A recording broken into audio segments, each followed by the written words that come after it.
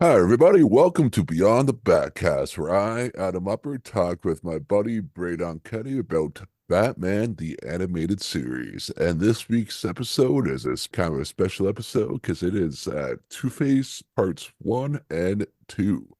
How you doing today, Braydon? I'm doing a little happy, doing a little grouchy. Very fitting for a Two-Face introduction. Yes, what a way to spend a Saturday. Talking about cartoons, how hard our lives are. Yes, and how. But yes, as I said, this week's episode is the Two-Face episode, which first aired September 25th, 1992 for part one, and then part two was September 28th, 1992. So I'm guessing that's a Friday and a Monday, if my math is correct. So, and this episode is directed by Kevin Altieri. I think this is like our second or third episode with him directing, I think, because that name sounds familiar. The story by Alan Burnett, the teleplay by Randy Rogel, and the music by Shirley Walker. So this is the episode where Harvey Dent turns into the titular character Two-Face, which should be interesting. Yeah, because up until this episode, we saw Harvey Dent a few times just being Harvey Dent.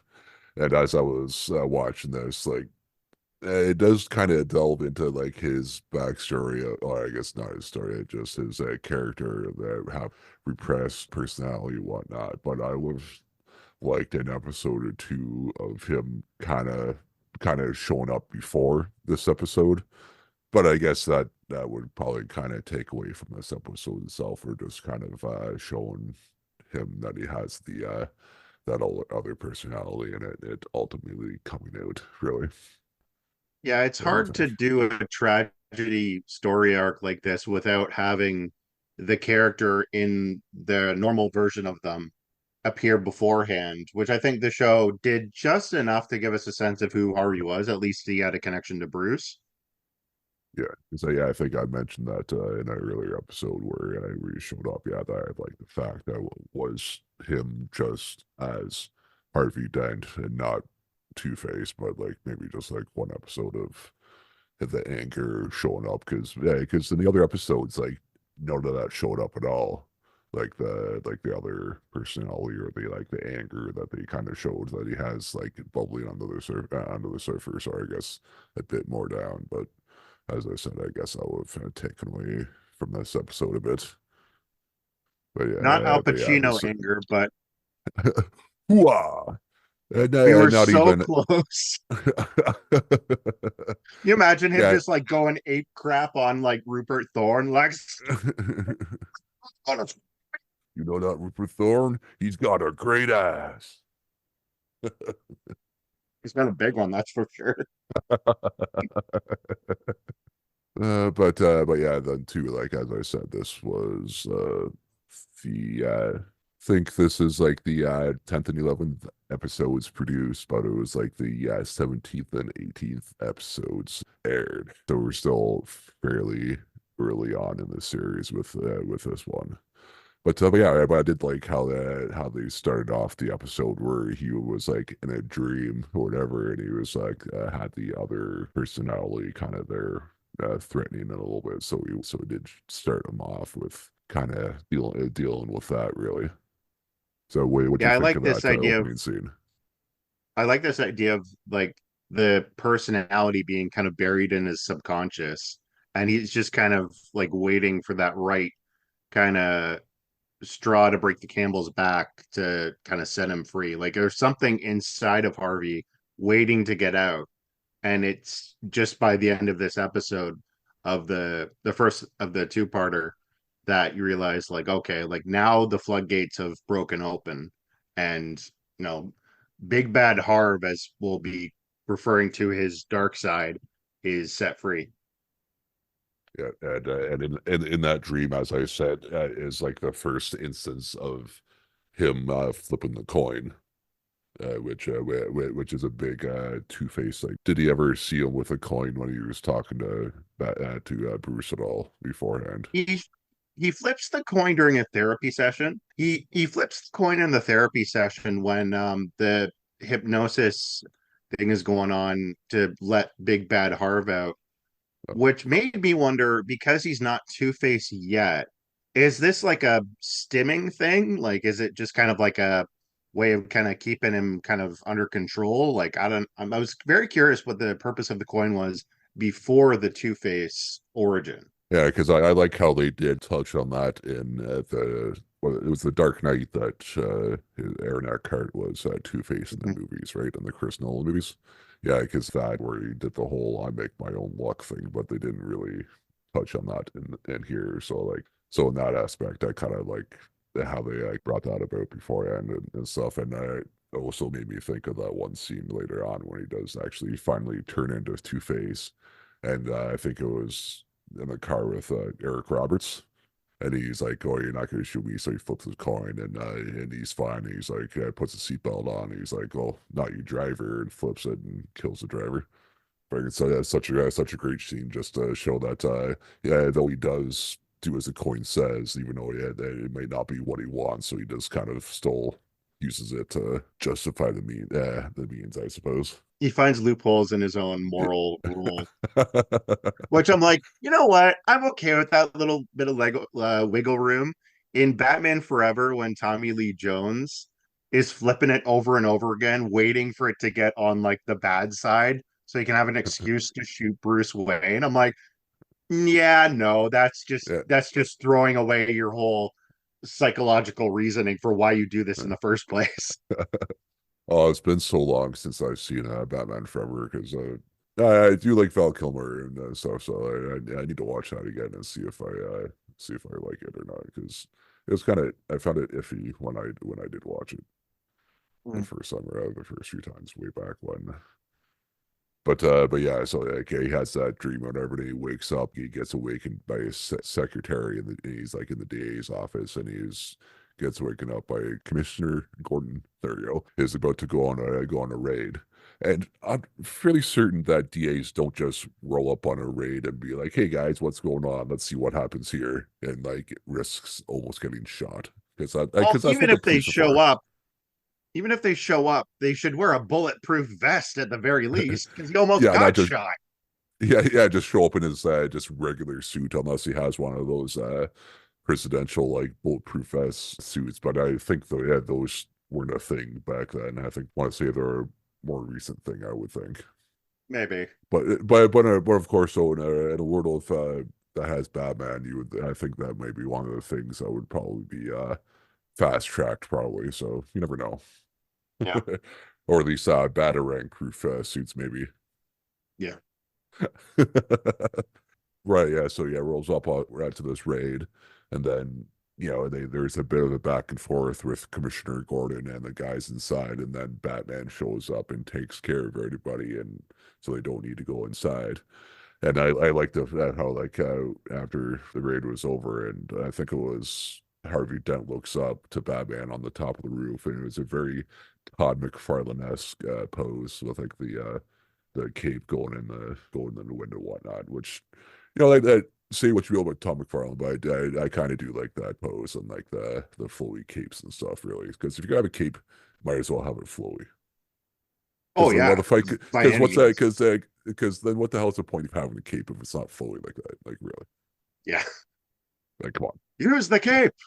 Yeah, yeah. It is not the Unlike Incredibles. We will allow capes.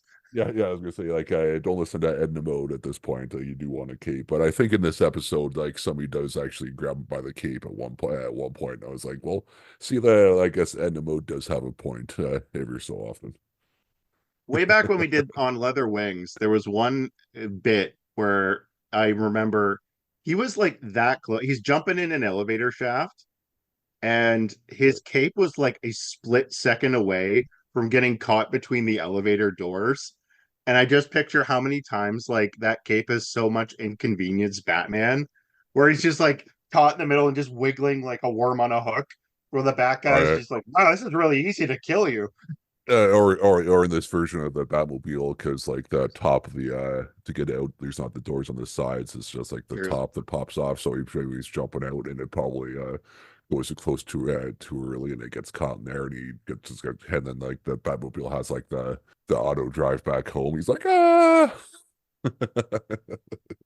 Fred Albert. Yeah, but yeah, that's where it's like there's like a bit of a back and forth with Harvey Dent and the bad guys, and they kick some mud on his suit, and that was like the really first instance of his alter ego and his anger kind of coming through when he goes and like goes to beat up the guy, and you think the police would be a little bit faster in their recourse to like hold him off because they like he grabs him and starts yelling at him. They're like, "Oh wait, something's going on," and then they grab him, and then even Commissioner Gordon waits till he actually goes to punch him is when he stops him, and he's like, "Hey Harvey, you kind of stepped over the line there." And plus two, I think there was like was there reporters there, or was just with a camera, or was it just a reporter? So No, like I think there was definitely well, that's right, wrestling. because it shows up on the news later when Rupert Thorne sees him, whatever. Yeah, he shows him like shows up on the news later, freaking out, Yeah. which Yeah, is never which is never Gordon grabs Harvey and is like, dang yeah. it, Harvey, you keep those violent feelings at home where they belong, or take up drinking with me. Why did my wife leave me, Harvey? Why? Why'd you take the kid? Yeah, Thorne is ticked off that his thug's being arrested because it's, hindering his criminal operations, and gets his girl, I think Candace is her name, to find Yeah, some dirt about Harvey. yeah. And that's where it cuts to the campaign party of Harvey running for re-election, and they're trying to keep them the hush hush about him having this kind of angry outburst. And yeah, Harvey's already got a new Beyonce. Like I think they said like it's gonna be like getting him into they're gonna get hitched in like a couple of weeks. So like this is, I'm assuming, only a little while back in continuity with the Pretty Poison episode where he was dating Pamela Isley. So Oh, yeah, that's I right. don't know, man. Maybe girls are into men with big lips. Is that like how prominent his lips are in the animation design? That didn't really stick out for me. So, but I guess it really more so if I'm thinking of him and lips, it's like the one that one screw up one after the accident. So it didn't really Yeah, stick out for me, really. that definitely takes your mind off the lips. Yeah, yeah, definitely, yeah. Yeah, so at the campaign party, we find out that there was a bad warrant for that raid, and he freaks out because there was like 3 months worth of work, and then Bruce Wayne needs to calm him down. And you would think that wouldn't be a thing that would make him that angry, but I guess with it starting to bubble over, pretty much anything would set it off at this point, you would think. Well, when you really think of how hard it is, I know only a little bit about Canadian law, like you and I both being Canadians. I don't know how many American listeners are listening to this, but when you really think of how slow the due process is of like taking down organized crime from like a by the book procedure, and which is what apparently Harvey was trying to do. It doesn't sound like he was doing it by any like dirty means. I mean, Batman was involved, but hey, that's just kind of like serving them up on a silver platter for you to go through the court proceedings. Yeah, And it's Gotham City, so you're going to take whatever help you can get. But I think there's reason for him to be angry, obviously, yeah. because he's, like you said, 3 months worth of work has just been flushed down the toilet because of like a technical foul up. But yeah, it's really interesting kind of seeing, it's sadly very true to real life, how a big operation like this can be thrown out the window over something as Some trivial bad, as, yeah, some bad paperwork. Yeah, so I guess that'll do it. Yeah. So like Bruce Wayne tries to calm him down, but it doesn't work until Grace Lamont it comes in as fiance. With the last name always makes me think of Lamont Cranston, the Shadow. So it's like they're thinking that the entire oh, good episode. catch. Yeah. So Bruce advises that you should get some psychiatric help. So then it cuts to him at the psychiatric's office, and then Candace. Yeah, then afterwards, you see that Candace is kind of listening in. That's how Rupert Thorne finds out that there's Big Bad Harv is his alter ego. Sorry, I can't get over the fact that, just think for a second here. Bruce Wayne. is suggesting psychiatric help. Like, let that sink in for a Yeah, split because I think second. he does said something about that. It takes a Made me strong think of man it. to admit he has a problem. And Yeah, I'm just yeah. thinking, where's your intervention with Alfred? Yeah, Sit down, Master Bruce. We're gonna have a little chat. how would you know about that at all? About having, multiple personality disorder, Bruce? Yeah, the man who can flip his Batman mode on like a light switch. Yeah, so he goes to the psychiatrist Nora Crest, who's using hypnosis to. She's saying like she wants to bring out Big Bad Harv, his secondary personality. And I just want to take a minute here to just really admire how well the show handles this idea. Because you got to remember, this is early 90s. Like you and I have both kind of come from a period where mental health and all this stuff was barely understood, let alone talked about. And the fact that this episode talks about this kind of stuff with a lot of dignity and, grace and stuff like that to really handle it with care, but also kind of teach the kids about, like, okay, so this is how you do it in a safe environment. And like this is how you'll respond to your emotions in a healthy, normal way versus, chucking something out a window or, going to go take your anger out on the mob.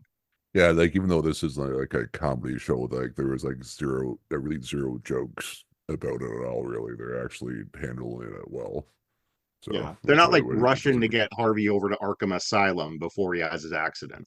Or there was never like, oh, Harvey, he's just crazy, and just let him do his thing and be angry and be like a piece of shit guy being angry and stuff. Yeah. So in there, she does the hypnosis and does he's doing like the coin flip in there, I think, and then the Big Bad Harv comes out, which I don't think that name's gonna stick. I don't think.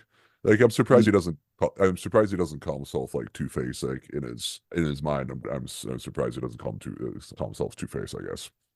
And I love this Mr. Hyde kind of thematic imagery of him just in the shadows, like, and very much in the same way that Kevin Conroy switches from his Bruce Wayne voice to his Batman voice in the same scene. You have, is it Richard Mole? I think it's the guy from Night Court, right? Yeah, yeah, it Yeah, I was. know he Yeah, recently passed away, but yeah. you have him, just kind of talking like this, and like, I don't think Big Bad Harv wants to come out.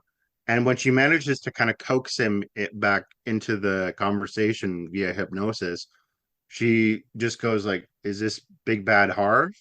And you just hear him go, "Speaking." Like it's so creepy and yet so it draws you in right there. You're just like, "Oh man, like I can't take my eyes off it." Yeah, he was. Yeah, the scene was really good. Yeah, he does that and like freaks out and throws like the table or a chair out the window, and then she finally snaps him out. He's like, "Oh my God, was this me?" sort of thing, and he kind of realizes like how far it's gotten, really. So Yeah, so he's like, she suggests that he go to a psychiatric hospital just to check in for a few days and just, you know, really just take a break because clearly the stress of his campaign and all the work he's doing is getting to him. But and again, it's so sad but kind of humorous at the same way of how appealing this is to life that he's like, I can't take myself out of work. Like this is going to cost me too much of a risk if I check out now. Like people are just going to be wondering where I am, and I'm not going to be able to do my work. yeah, because he's trying to be reelected as district attorney, right? Yeah, Yeah, yeah. it's So yeah, bad timing and bad circumstances thrown into one, and it really is a tragedy by the end of this when you kind of realize yeah. all the So, stuff but of that course gets that dealt to him. yeah, because also that's probably what's exacerbating the situation. Yeah, is the campaign, and then that one warrant not going through, and then as I said, with all this, it shows that Candace is outside and listening in, so she really relays that back to Thorne, and then he's like, "Oh, Big Bad Harv, eh? So maybe we can use this to get at him, really." Mm-hmm. So yeah, so I think that was at the party that he gets the call, and Thorne has to go outside and meet him out there, and Yeah, then Harvey is about to win actually by a yeah, landslide. So yeah, that's the it's a campaign party. Yeah, yeah, he's about to win by a landslide. So that'll show you he was gonna win. It was just, but obviously he's not gonna have a crystal ball in that therapy session to know that he could have taken that time no matter what. Like he was gonna win the Yeah, election. And yeah, Thorne yeah. is basically says, "I'd like to speak to Big Bad Harv to really grab Harvey's attention and say, like, meet me at this chemical plant because we're going to talk about this new arrangement as my new district attorney that I'm going to have in my pocket." So using a blackmail to try and get to him. And that's the other thing is the line between mental health challenges and a crazy person back in that time period of when this episode was broadcasted was very hard to decipher. As again, like this kind of stuff, it's important that we, I think, talk about like the timing of this episode of how much is it a stigma, I guess is the word of mental health, Yeah. that people just thought if you have, anger issues or something like that, even if you're trying to get a hold of them, that's all that people are going to walk away with thinking is, oh, you have anger issues, so why would I vote for you? Why should I trust you with public office? So it said like Bruce sees Harvey getting into the to the limo going to the abandoned chemical plant. So like when they get there, he shows up as Batman. And then this is where actually we got to the point where he gets knocked out. And like, what was it like? One of the twins goes to shoot at Harvey, and then Batman gives him like a good old hip check and actually hits that. Yeah. Which is like always the thing in this show is like it hits like random electrical box. Which causes a fire, which then causes the explosion. Which, if the only thing that happened to Harvey was like the face and like the hair with this explosion is a bit of a surprise because he should have been like Gus Fringed, like in Yeah. Breaking Bad. Like he should have like more like him, where he just like was able to barely get out of the room and then die. Well, you Really, shouldn't because that have was hair. That's the other part. Is like if this is an explosion, it would burn your hair off. yeah, because that was a big ass explosion with just like a random vat of chemicals. Yeah, well, I But mean, yes, Rupert Thorne doesn't seem like the kind of person who would be abiding by health and safety procedures, but I don't know. Who knows what he's cooking in there? Maybe but was it Rupert Thorne was Breaking Bad. was it his plant though, or was it just random plant though, random Um, abandoned plant?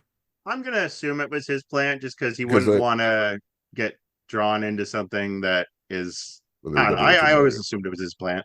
yeah, because Gotham doesn't definitely have a thing of Gotham where there's probably like it's probably lousy with abandoned plants. I would think. Yeah. Imagine being like these property managers in Gotham City charging property tax to people that knocking on the Joker's door. It's like, yeah, you owe this amount in property tax fees. Why do you have a gun in my face? Why do you Have a think? yeah, there's like the random chemical vat tax. Yeah. I Then just love though that Rupert Thorne chose to piss off a man with noted anger issues, prone to spontaneous emotional outbursts, and said, "Yeah, I'm gonna poke the bear and see what happens." Well, it's been all right because he went yeah, like crazy on him. so the explosion happens, and then Batman reacts and goes and flips him over, and he has like the oh my god look on his face, and then gets to the hospital, and then they're saying like, yeah, we've already he's fine, he's going to live, and we've booked like a plastic surgeon and stuff, but like that there's like scarring on the face, and finally deep bandage himself and shows that he's what he's like, kind of does the same sort of thing like in the Batman '89 has like the mirror doesn't really show it initially, I got then you that. hear Yeah. and then it shows to his fiance, which I'm blanking on her name, walking down the hallway Grace, towards I his think. yeah, Grace, yeah. And yeah, you hear her scream, and then then she reacts, and then you see Harvey run out the room, and it's just like the kind of side profile shot initially with a good half, and then he kind of turns and shows that he's like and the blue part of the scar you never got. I never understood how it turned blue. No, but and this is what I thought looking back on it is when you compare it to something like like we probably the most well-known portrayal of Two-Face other than Tommy Lee Jones in the Batman Forever is Aaron Eckhart's The Dark Knight, which Yeah, if you were to try and translate that live action and CGI mix into like a kid's cartoon, like the censors would never allow it. And that's where I do kind of see, how do we put this in a cartoon format of this heavily scarred man without his face looking like it's been peeled off? And so, yeah, I think that they went for the chemical thing as opposed to in the comics, how they just chuck sulfuric acid into his face. It's a very tricky thing for the designers of the show to figure out how to crack. But I think, I don't know, it works to get the point right across. I still think though, because I look, the Harley Quinn show that came out a couple years ago, where it's more or less this version, like visually, of Two-Face that appears, except he's got no hair on the scarred side of him. So I think that the designers looked at that this version of Two-Face for inspiration, but then they're like, yeah, he wouldn't have hair. Like there's no, Yeah. even if like a chemical explosion, let alone just like chemical, would just burn his hair off if it's going to Yeah, do that to his.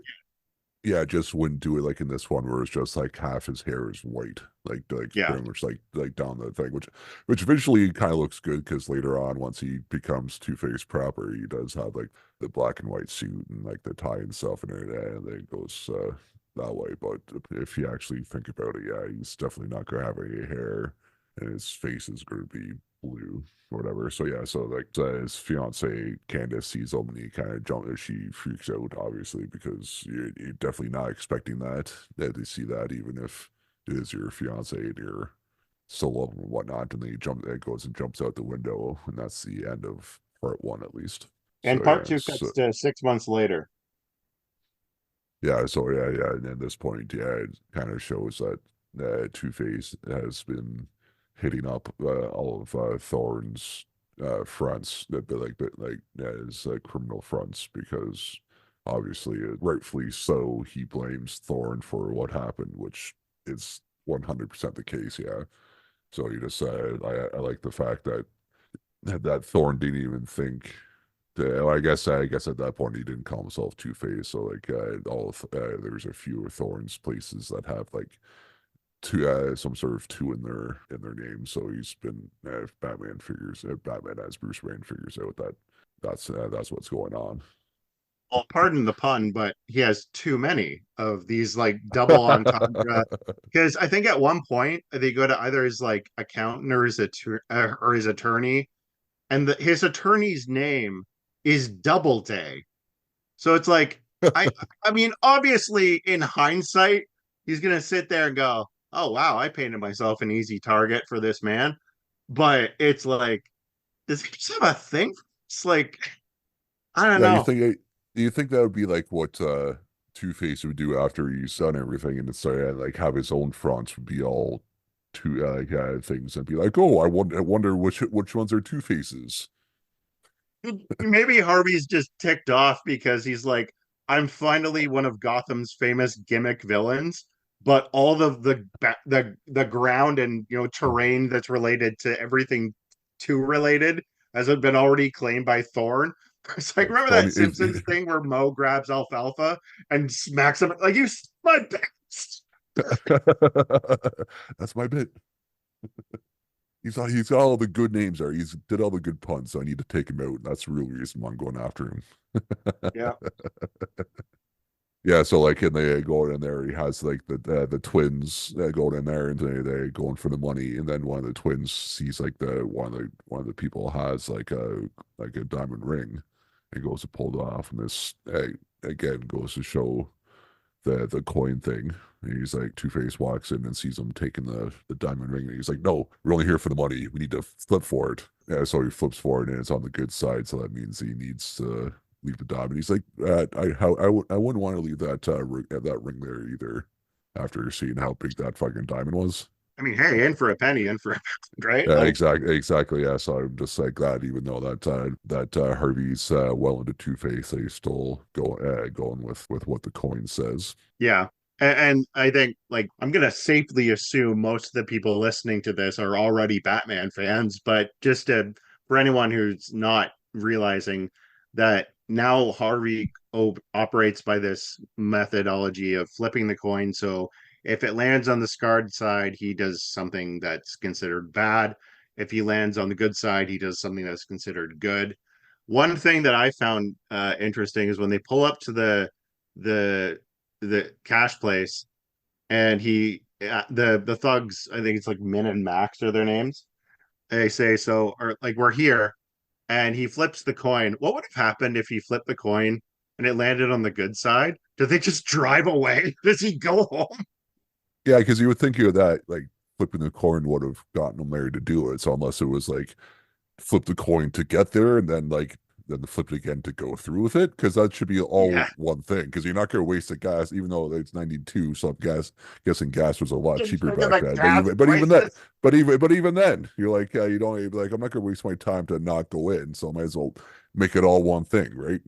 Drive there and go in, not drive there then choose to go in. And he Like you're can't not even he like rob the gas station of gasoline because once again, he has to flip the coin. So if it lands on the good side, it's like, fine, I'll pay for it. It's like, no, sir, like, trust me, you have a gun. I'll give it to you for free. I said I'll pay for it.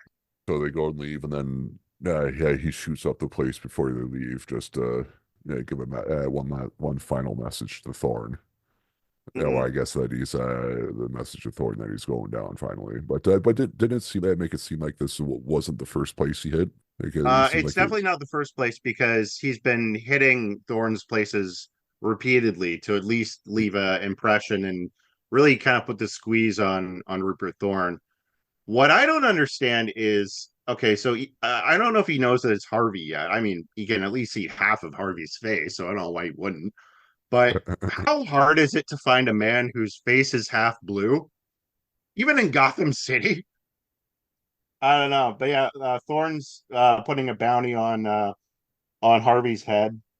Puts a $2 million contract on him, Oh, yeah, one yeah, because million per face.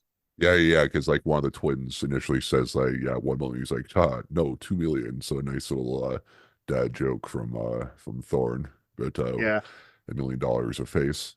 And then we got cut to actually another dream, which yeah, I initially think it's another Two Face slash Harvey dream, but actually it turns into find we come to find out that it's actually Bruce having the dream about his I guess his lost friend, and then it kind of turns into another one of the few times that we've actually seen them touch on, the whole parent thing.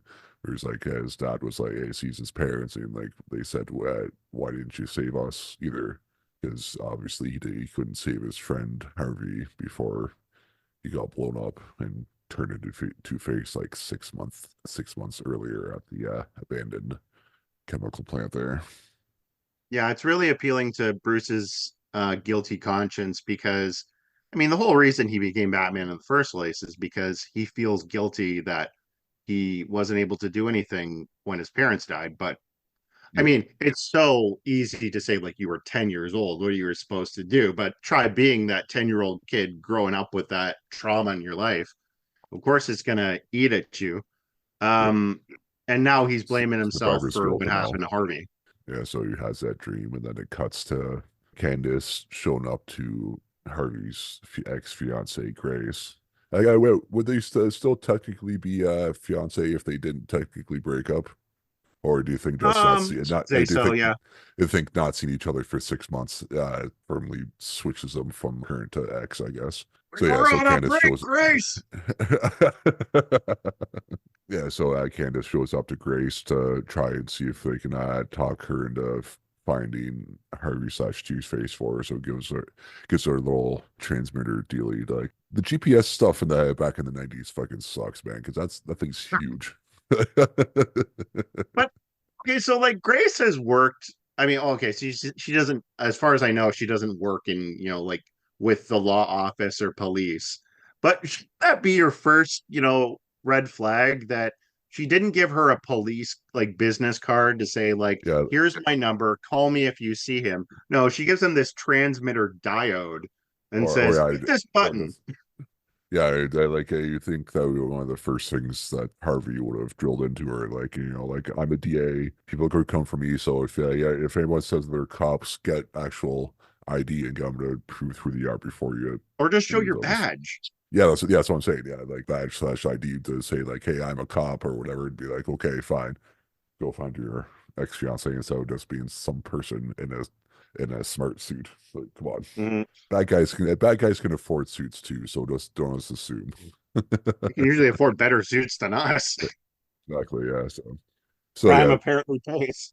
Yeah, so Harvey is sorry, Two Face is looking at the profit from the bookie raid, and he opens his wallet, and that's where he sees a picture of Grace inside. One of the thugs, I think it's Min and Max is their names. They're offering to bring Grace to him, and he flips the coin. It lands on, I think, the bad side to basically say, like, no, like, don't bring her into this. Like, there's too much that'd heat be a bad involved, idea. which Yeah.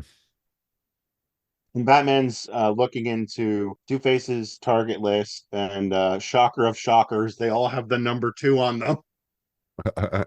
So he's able to use that as a pattern to say, like, okay, so this is where he's going to hit next. And yeah, that here we go.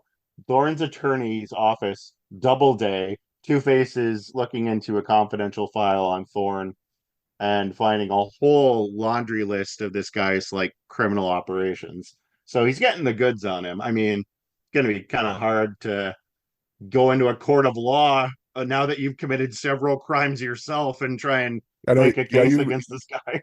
yeah, I thought it was weird that yeah, even as a bad guy, that he's looking at it, trying to go through the paper trail to take him down. Like, you're still thinking too much like a fucking DA, man. You're the bad guy now. Yeah. Just go in and shoot up the place and be like, hey, just fucking take him out that way.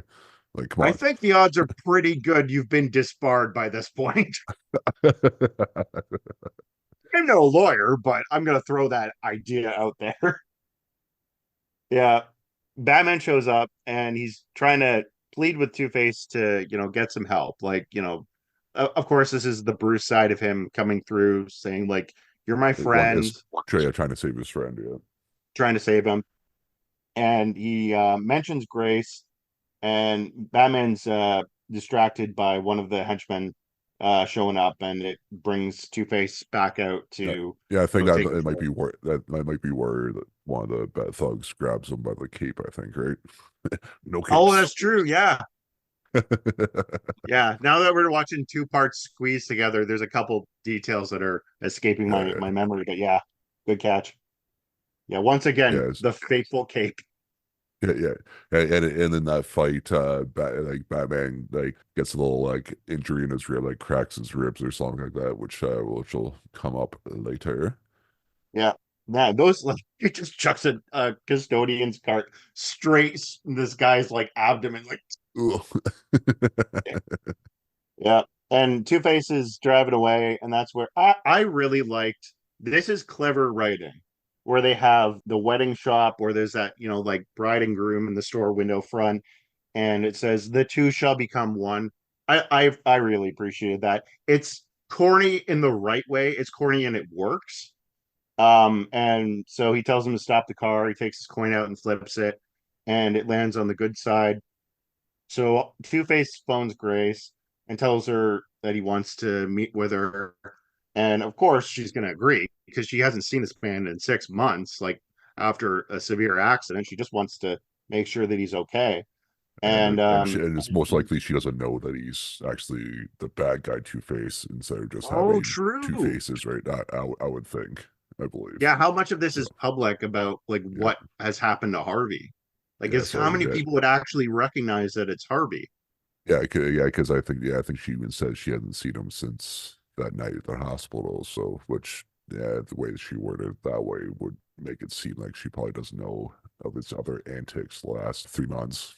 Mhm. So yeah, it comes to like to this old abandoned place or whatever, which kind of where like the shadow was down the middle and stuff, kind of reminded me of the scene from yeah Batman Forever where it shows Tommy Lee Jones's like place where it actually has the thing down the middle and like each side Mhm. decorated differently. Yeah, And where they'll he's got mention like that the they'll mention yeah, where he's access, got but like two different meals. yeah. And then he has Drew Barrymore and Deborah I Mazar or know who you're whatever. talking about. I forget her Yeah, name too. and it The said bad guy from Beethoven too. That's who I yeah, recognize her from. like it's like not or not Fruits of Bulk. Ah, yeah. Or I guess Oh, she was sorry. in One. Go ahead. yeah, I think she was in Empire Records too Oh as yeah, sexy Rexy's agent or whatever. I think Sexy too. Rex.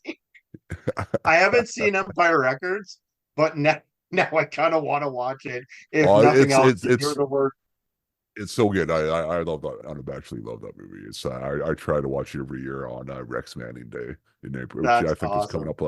which I think is coming up in April. So I think when this airs, might be just past Rex Manning Day. Sexy Rex. But what one thing that we should make mention of is before she goes to see Harvey, she hits that transmitter that Candace gave her. So they That's know it. to follow her around. Yeah. And they go to the Wild Deuce Club, which is like just I naming mean, this stuff. Like even by a dual name kind of thing. I'm like, yeah, honey, you want to go to the Wild Deuce? Like whatever. Anyway, half of it, yeah, as you said, half of it's like well taken care of. Half of it's violently wrecked, and Two Face is standing in the middle with half of a bed sheet, white cloth over his open. Like, I'm sorry, it just looks stupid. yeah. I kind of wish she went with like a Phantom of the Opera type mask instead. I would have preferred that over the just yeah half I guess pillowcase or bedsheet. Yeah. Yeah, Look, or even because just half in the shadows. yeah, or yeah, just like just stand in the middle of the room or whatever, and have the have like the shadow half the room covered or whatever, and this and then finally step out as when he goes to shoulder sort of thing instead of because how's that stain on set It's because not. because it's not like it's a hood and he has like the good side of his face cut out. It's just kind of sitting there. So yeah, so that was bad. Yeah. Well, even just like I'm picturing now him like trying to stay half in the shadows. Like you got one thug on the left, one thug on the right in front of him, and it's just like, all right, a little bit to the left, a little Yeah, bit to yeah, the right. yeah. Like you know, like when Just you're behind posing for photography. yeah, just behind Grace, being this guy would be like, no, You're no, other way, other no way. too far back. Yeah. Yeah, so that's Yeah, how they talk, being like, "Hey, maybe maybe this could work out," sort of thing. And then he finally shows her, and then Thorne shows up, and I think Candace says like, "Oh yeah, it was us. So well, yeah, it weren't really the cops. It was really us, so we can get at Two Face and finish the job instead of being the actual police." just real quickly, did Yeah. Thorne's guys kill his henchmen?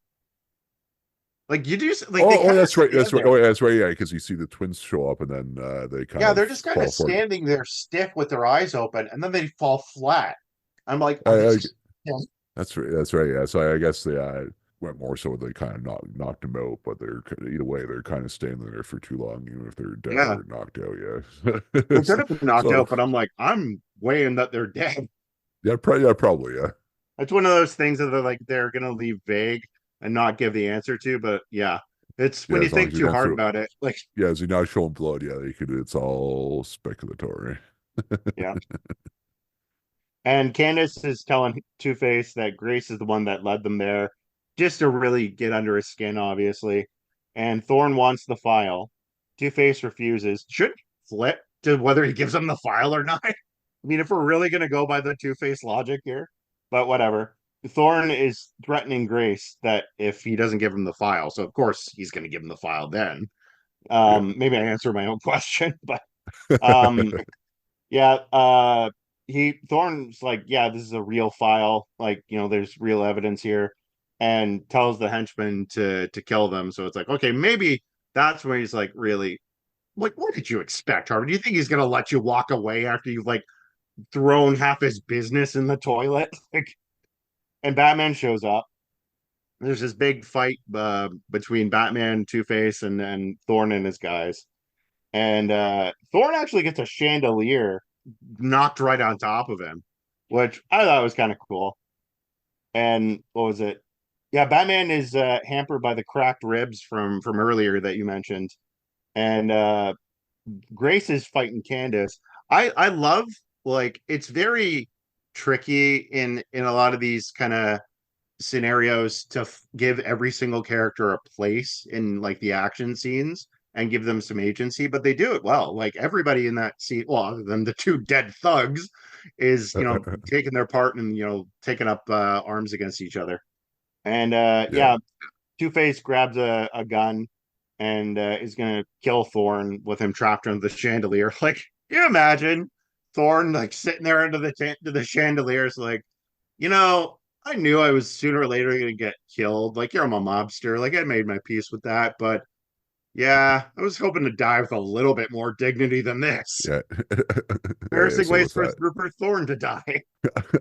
so and this is a point where he does pull the coin to decide whether or not if he actually does decide to shoot him or not, because Candace was like, or Grace, sorry, not Candace. Grace was like trying to plead with him not to shoot him. So yeah, and then as they're doing that, from the that initial thing at the from the beginning of the episode where Two Face and the two thugs robbed that one front.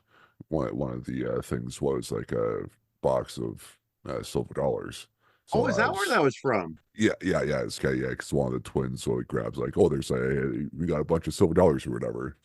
So yeah, so as Two Face is about to flip to decide if he shoots Rupert Thorne, he looks over, sees like the box of coins, and just like in Batman Forever, guy like at the end where he goes to flip, throws it up, and then that Two Face freaks out, saying he can't find the egg because he can't decide what to do without the coin, and then that's how Batman saves the day by using the brain instead of brawn. That scene is heartbreaking, man. Like Yeah, I watched it, it, just that scene alone recently, yeah, just him just like frantically grabbing at all these coins on the floor. Just like I can't decide without my like he's actually having a psychotic episode. And when you mentioned the Batman Forever thing, that of course that's where my mind went too. When you're really this probably inspired that scene. I mean, yeah, Batman because I said arguably killed Two Face in that scene, but yeah, because I just said like at the scene where that abandoned place where like shadow was down the middle was yeah, as I said was really reminiscent of that. So I think with that mhm, movie they probably drew more from this than they did probably from the comics for that origin story. Which mhm. yeah, because like, I think that came out in like what 95 I think it was, so it was only like a scant 3 years later. Yeah, so Yeah. yeah, So yeah, it's probably so I'm just kind of fresh off. yeah, so I'm kind of glad I knew Two Face from this before the weirdness of Tommy Lee Jones's Two Face, because it was definitely a choice, but like I wasn't a huge fan of it myself. Of Tommy Lee Jones. Yeah, of his Two Face in that movie. Like like Sorry, as a that's my whole, laundry. yeah, like as a whole, I like him, but yeah, but like that too it was a weird choice for Two Face, I think. Yeah. I still say that someday you and I just, like even if it's just like a bonus episode thing, like talk about the Burton Schumacher movies. Okay, But yeah, we yeah, I should go through that after this. Yeah, I'll be down for that. Yeah, so we'll see what happens at that. So yeah, so like so after that, yeah, after him freaking out trying to find the coins, it shows them the cops taking him away and stuff, and then said wondering if there's going to be hope for him, and then Batman says, "When there's love, there's hope," because it looks like Grace was still hoping to something would happen, and then after mhm. that, yeah, it looks like Batman found the coin, and there was like a wishing fountain. So was that just outside the where they were, or did they just happen across like a random fountain? I can't recall if it was. I'm going to assume it was probably within walking distance, if Yeah, not right yeah, outside the building. yeah. Yeah, So to get rid of the coin and just show that Batman slash Bruce Wayne actually still cares for his friend, he throws it in. He said, "This is for you, Harvey." Yeah, and the episode ends. yeah. And like I think this really plays to that. It's such, I mean, purposeful ambiguity of Two Face is the idea that especially when you see like a friendship falling out in any story, this idea of is there still hope, like can I have my friend back, is this person going to find their way back to the light, which I know like they've touched on a little bit in different Elseworld stories with like the Two Face, like how much of Harvey is still in there and how much of it can be like cured in terms of like a psychiatric help kind of way. But there's also that thing of how far gone is he with this whole experience. And it's got to be one of those things that you got to wonder with Batman whenever he's fighting Two-Face, how much is he pulling his punches? How much of his own relationship, and prior relationship with this individual is he trying to still find a way of saving him? And how much of him is just kind of burying that part of him that's like, this guy's too far gone. Like he's just Yeah. like, I have to stop treating him like he's my friend in need of help, that this is a person that is going to be a threat if I don't deal with him accordingly, like I would any other bad guy. So yeah, and especially this was like his first real time dealing with him. Yeah, he's probably dealing with that more than later on if it's like a couple years down the line and he's like, oh fine, it's just Two-Face instead of like maybe Harvey is in there sort of thing. Yeah, so definitely the first time around, he's probably hoping that he can still get his friend out of this sort of thing and it's not totally too far gone that he can still come back. But yeah, so what would you give this episode out of five double-headed coins? I'm going to give it 4.5 double-sided coins out of 5. I think the animation really works, especially one of the earliest scenes of Harvey losing his cool, just really showing the expression of the emotion on his face. I think it's a really tightly packed story, sometimes a little too tightly packed, that things just very conveniently fall together. But it definitely gets the heart of it, of just this tragedy of a character kind of going deeper into his dark side. And I think there's enough for people to maintain their interest. And it's still one of the best episodes of the show. But yeah, there was a couple things I'm like, all right, this is a little too convenient, but some of that you just got to go with cartoon logic. Yeah, definitely. I'll give this 4 out of 5 double-sided coins. Yeah, because it's a very good origin story for his character. Because as I said before, and especially in earlier episodes, we got a couple episodes of Harvey just being Harvey beforehand, and then I would prefer at least one episode of like the anger just kind of bubbling up and the Bruce slash Batman being like, "Hey, is Harvey okay?" And then going to this, but I of course, would have taken away from those two because like the production order and the airing order is a bit different, so it might not have worked or may have done that because we might wait and go on. But yeah, definitely 4 out of 5 for me. I think it's definitely up there for one of the better origin stories. I think. And So Paul anything Dini and else? Bruce Timm, if you're listening, we could have given it a 5 out of 5 if you had just gotten Al Pacino. Just saying. I will I will die on that hill. I'm not Wow. dissing Richard Mole, probably the best guy to ever portray Two-Face short of Aaron Eckhart, but tell me you don't want to hear that, man.